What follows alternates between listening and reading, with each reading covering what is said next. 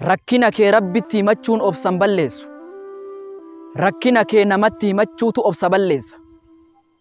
Ilma namaa hirkoon godhatin si jalaa daaqaa hirkoon danda'u ilmi namaa. Rabbiin hirkoo godhadhu si jalaan daaqu. Zabana as dura darbe keessa nama tokko ture. Wakaana lahu waladun ilma qaba jedhan. Wakaana yashabuhu ila alghaaba ilma ufii harka qabatee daggalattiin dhufe bosona. Liyudarribahu ala sayd akka inni handhoolaa baratuuf bineensa adamoo bineensa akka inni baratuuf daggalattiin dhufe jedhan.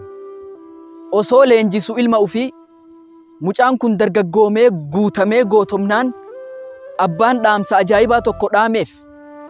Yaa ilma kiyya hanga yoom ana wajji deemtaami arrallee taatumee adda kan kee deemi jedheen. Siinqii waa mara fudhatee mucaan waa mara qopheeffatee adda ufii ba'e jedhan. Osoo deemuu famarra ala tha'lab jeedala takkarra dhufe jedhan. Jeedalli tun hariman jaa'i'an dullatti beeloftee bututtee beelarraa hollatti jedhan. Mucaan uf keessa yaadda'e lubbuu isaa keessatti yaadee jeedalli kun dadhabbi dullatti beelarraa hollataa jirtiire akkamitti hiree argatti akkamitti rizqii argatti jedhee of keessa yaade. Osoo inni jedhu leenci tokko gamas irraa waan tokko qabatee osoo nyaatu arge. Muka jalatti dhokatee leenca kana laale. Leenci nyaatee quufee jennaan biraa deeme. Jeedalli ammoo tareefu bututtee dullattooftee jirtu tuni haftee leencaa sanitti shunquuqxee deemtee nyaatte. Mucaan kun amma dubbii ajaa'ibaa lubbuu ufii keessatti jedhe. لقد جاء للثعلب رزق بلا كد فلماذا أبتعد عن أهلي وأتحمل مشاق السفر. جدل كناف رزق بلا شت هرين تعبي في دبي تكمل سي دفته أني ما أفركس ما ماتيك يرى بقيت إنكي كان مدد جده.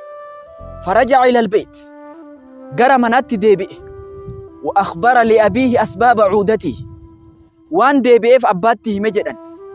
يرو كان أبان تيسيسي يا بني يا المكي أريد منك أن تكون أسدا تؤكل من فضلاتك الثعاليب لا ثعلبا تأكل من فضلات الأسد.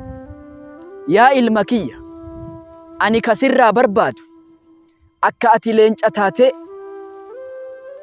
haftee kan kee jeedalli nyaattu sirraa barbaada malee jeedala taatee haftee leencaa nyaattu sin barbaadu jedheen. Dhaamsi dhaamsa ajaa'ibaati.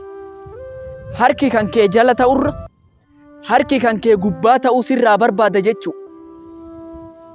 Ba'aa namatti ta'urra bu'aa namaa qabaatu akka ati taatu si barbaada jechuudha. Mucaan dhaamsi abbaa isaa gallaan ufitti hirkatee jiruu ufii fooyyessuuf ammallee deebi'ee dalagaa ufii cimse jedhan. Yaa ilma namaa ati gaafa namatti hirkattu namni hirkoo hin danda'u. Laa tas'alanna bunayya aadama haajatan was'ali alladhii abwaabuhu laa tuhjabu wa bunayya aadama yaghdabu hiina sa'altahu wallaahu yaghdabu hiina tarakta su'aalahu. Ilma namaa waan gaafatin ilma namaa fuula isaan dhaabbatin ilma namaa gaafa ati waa gaafatte si jibba. Rabbi ammoo gaafa ati isa gaafachuu dhiifte sitti dallana si jibba. Nama gaafachurra Rabbi gaafachuu haa filannu. Barrii namaa dhadha'urra barrii Rabbi dhadha'uu haa filannuun dhaamsa kiyya. Wassalaamu alaikum wa rahmatullahi wa barakaatu.